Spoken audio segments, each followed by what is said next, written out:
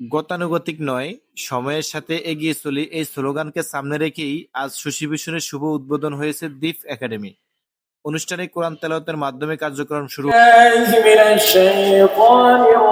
এরপর জাতীয় সঙ্গীত পরিবেশনের মাধ্যমে আনুষ্ঠানিকভাবে অনুষ্ঠান উদ্বোধনী অনুষ্ঠানে প্রধান অতিথি হিসেবে উপস্থিত ছিলেন চরপেশন উপজেলা প্রাথমিক শিক্ষা অফিসার জনাব মোহাম্মদ মিজানুর রহমান। বিশেষ অতিথি হিসেবে উপস্থিত ছিলেন শশী ভূষণ থানা অফিসার ইনচার্জ জনাব মোহাম্মদ ফখরুল ইসলাম এবং সভাপতিত্ব করেন রসুলপুর ডিগ্রি কলেজের সহকারী অধ্যাপক জনাব মোহাম্মদ ইকবাল হোসেন খোকন।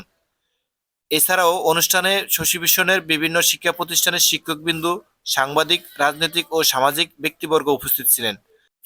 অনুষ্ঠানে আগত মেহমানদেরকে দ্বীপ একাডেমির পক্ষ থেকে শিক্ষকবৃন্দ ফুল দিয়ে বরণ করে নেন। এই সময় অনুষ্ঠানে বক্তারা বলেন, সুশিক্ষাই জাতির মেরুদণ্ড। একটি আদর্শ বিদ্যালয় গড়ে তোলার মাধ্যমে শিক্ষার্থীদের নৈতিকতা ও আধুনিক জ্ঞানে সমৃদ্ধ করা সম্ভব।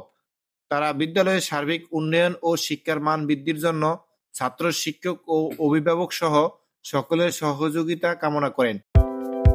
বিদ্যালয়টিতে প্রথম শ্রেণী থেকে ষষ্ঠ শ্রেণী পর্যন্ত অভিজ্ঞ ও প্রশিক্ষণপ্রাপ্ত শিক্ষক দ্বারা পাঠদান করা হয়।